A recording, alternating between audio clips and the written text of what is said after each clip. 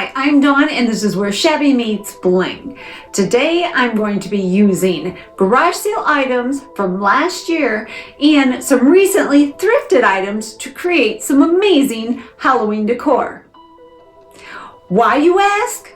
Because it's always Halloween. I would like to thank my co-host Monica from Up All Night DIY and our very special guest host Melanie from Painting Crafty. You're going to find the links to their channels as well as this playlist in my description box below.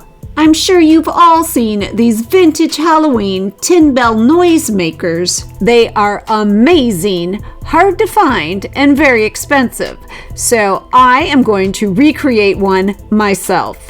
These items that I thrifted are what I'll be using.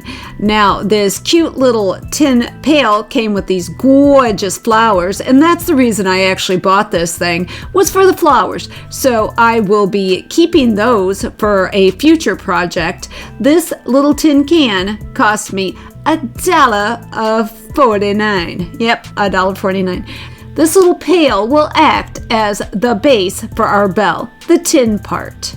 Now I need a handle, so this item, this little wannabe replica of a rug beater, this is what I'm going to be using for the handle. Not the whole thing, just this lovely wood part. And of course I'll be keeping the metal part at the top for another future project. You guys know I keep everything. Wouldn't you love to see my garage? Wouldn't you?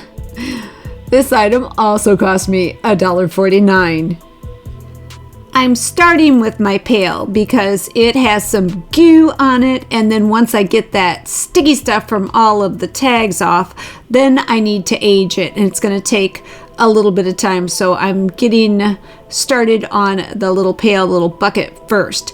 I am using packing tape, and this really works well. It's amazing. You just put a little bit down, you scratch it with your nail, a burnishing tool, a scraper, whatever you have handy, and you get goo off. It really is. It's great if you don't have Goo Gone or Goof Off or any of those products handy and you need to do something quick. So you do this, you just a little scrapey, and you can see all the junk that's coming off on my tape.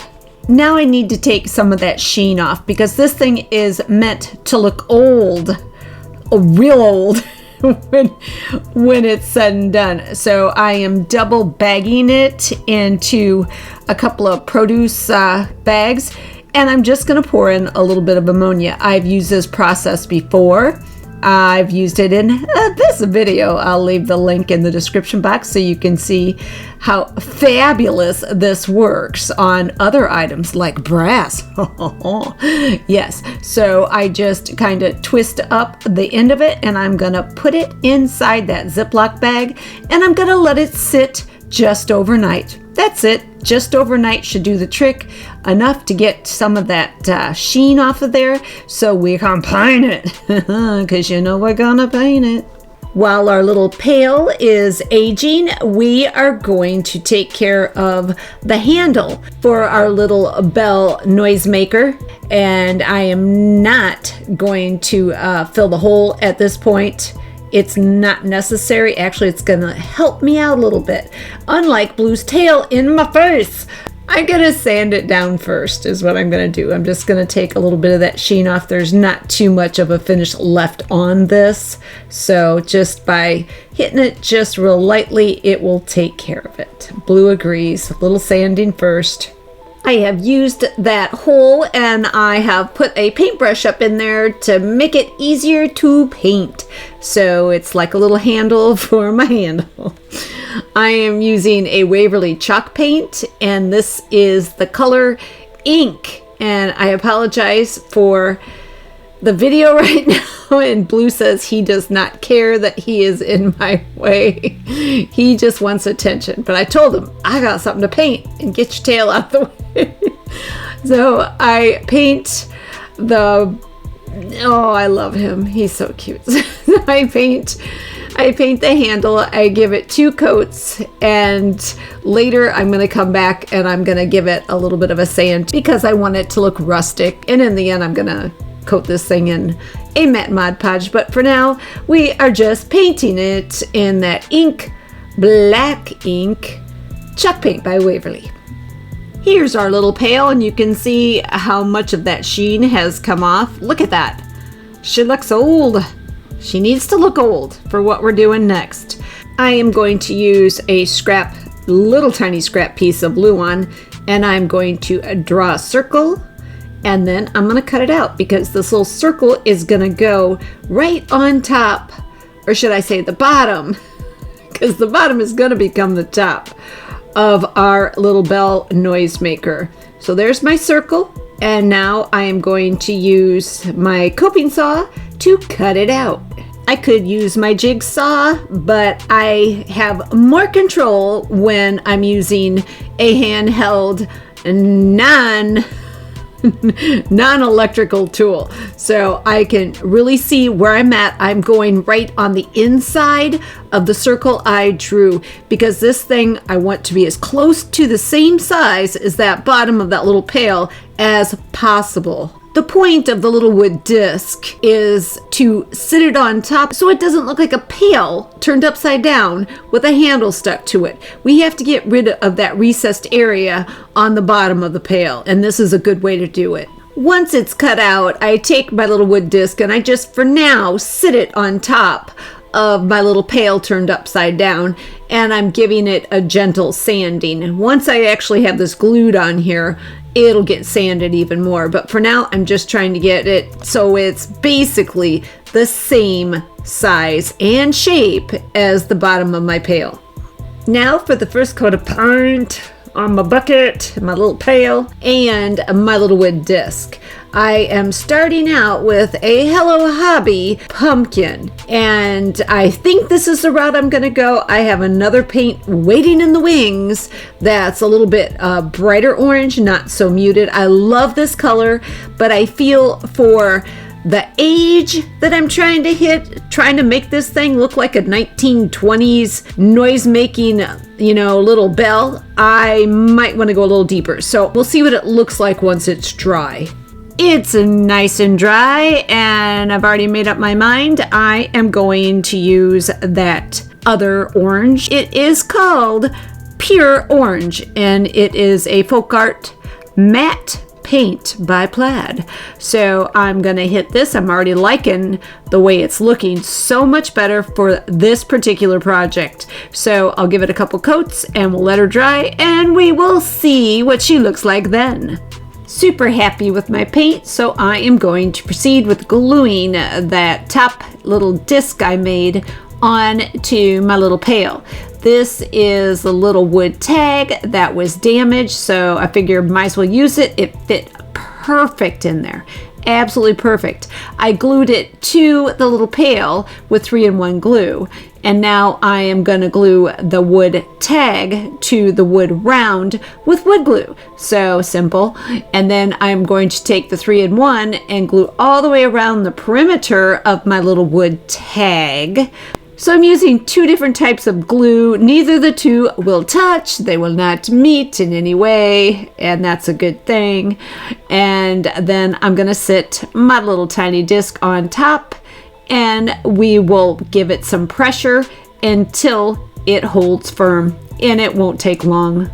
My little top, not bottom anymore, is dry, and I'm taking some one time and I'm filling in any little crevices that are showing because I want this to look like it was always part of this little pail. I want it to look seamless, and I'm just using my finger to do this. It's the easiest way. That crack that's left is so incredibly tiny that a larger tool just kind of gets in your way. So I just use my finger, fill the crack, and then we're gonna let this dry.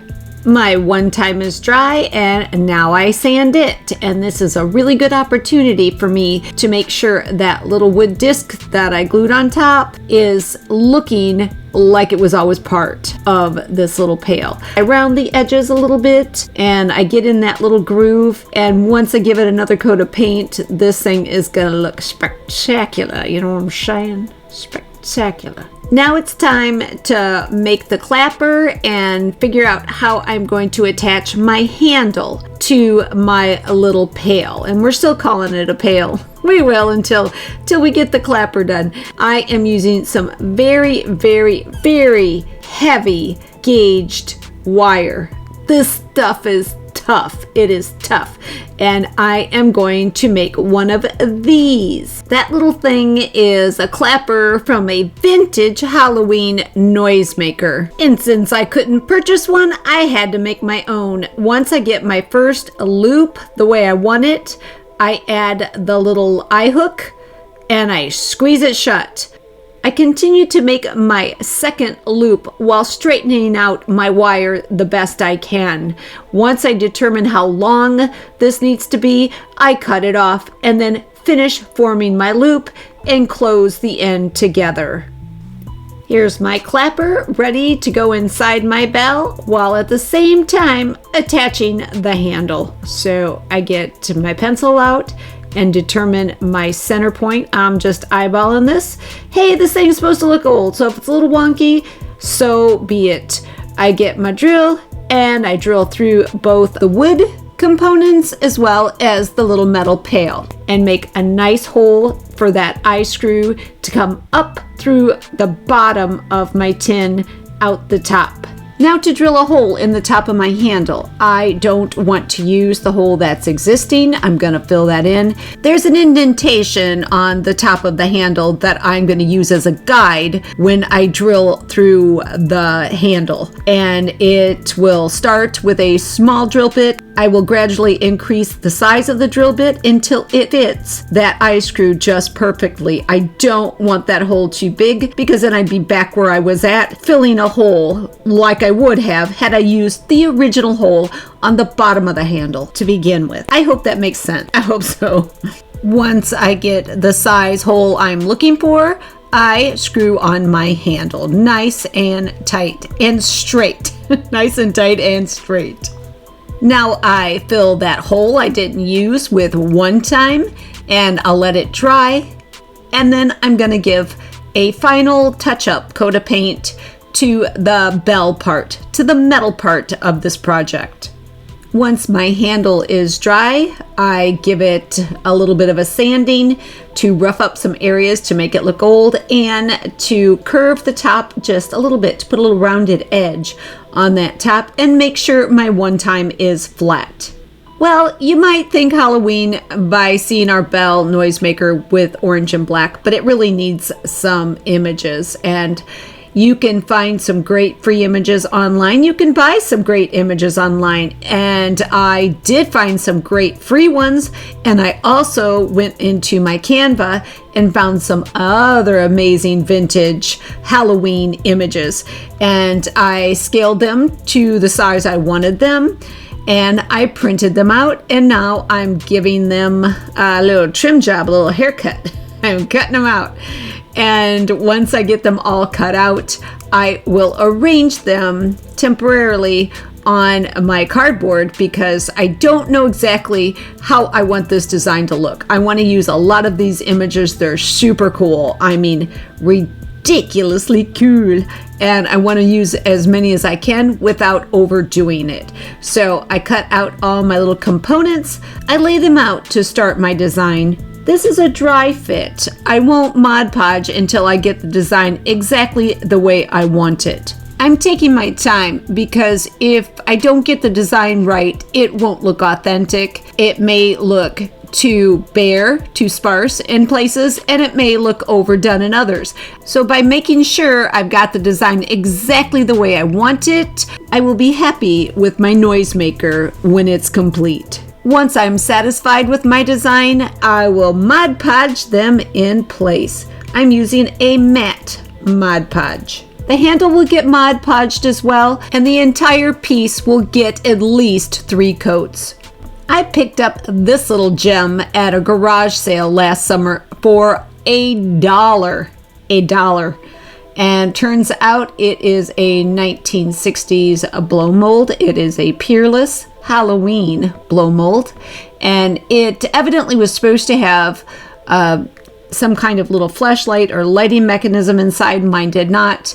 So when I am done giving him a little makeover, I will add my own lighting source. I have seen these painted a couple of different ways. Like half of the black is done, half of it is not, like mine. I've also seen it where the black goes all the way around. Now, you can't find a lot of pictures of these, but from what I did see, there are some variations. So I am going to take my black chalk paint and I'm just touching up the top and the bottom of my little jack-o'-lantern, just the top and the bottom. I don't want to make this more than what it was. I just want him to look like he would have if he were brand new in the 60s. So I am touching up the black, and I am making the black go all the way around on mine. And once I've got the black touched up, I am moving on to some matte Mod Podge just to protect it. And he looks so much better already. Isn't it funny? Sometimes I'll buy something and I'll make it look old, but then I buy something old and I make it look new. I want him to look like I just went to the store and I bought him. These items can be very fragile, so if you come across one and you work on them, please be careful because you don't want to crack them. They do crack very easily. And as soon as I'm done with the Mod Podge, the good old Podge, and it dries, I'm going to add that light source. I found this chrome ball, and I don't know what it is. I don't know if it was a Christmas ornament. I don't know. If any of you out there watching know what this is and when it was made, please let me know in the comments because I really have absolutely no idea.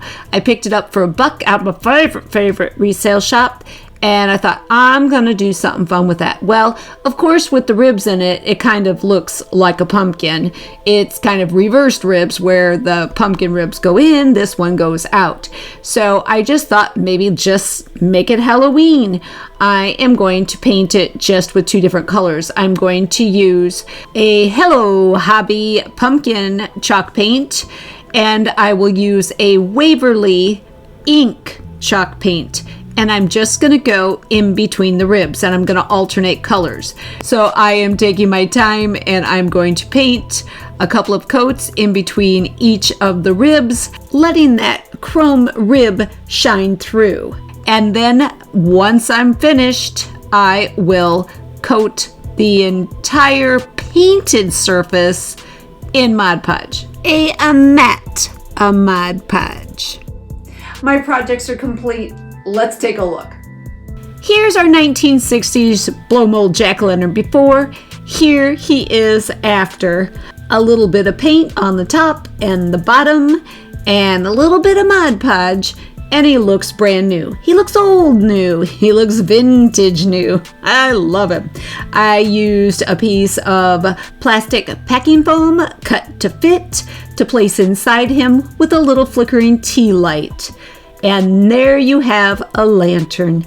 Isn't he sweet? I'm really happy, and to think he only cost me $1. And how about that really odd chrome ball? Well, here it is now. It truly is an ornament, but a Halloween ornament. I added some straw and dried flowers and some burlap ribbon. I wish I had a dozen of these old chrome balls to make over because they're really cool. I have it hanging from my Salem's Club broom valet sign. And this also only cost me $1. I think it looks like a real vintage Halloween ornament. Let's see what has become of this little Galvy pail and this reproduction rug beater. Well, the two have been married together and they have become a 1920s reproduction Bell Noisemaker. I'm so happy with this. I am in love with this little noisemaker. You can see how I spread out the different sizes and shapes of my images so it's cohesive. I even ran some images off the top and over the side so it looks like it's hand painted.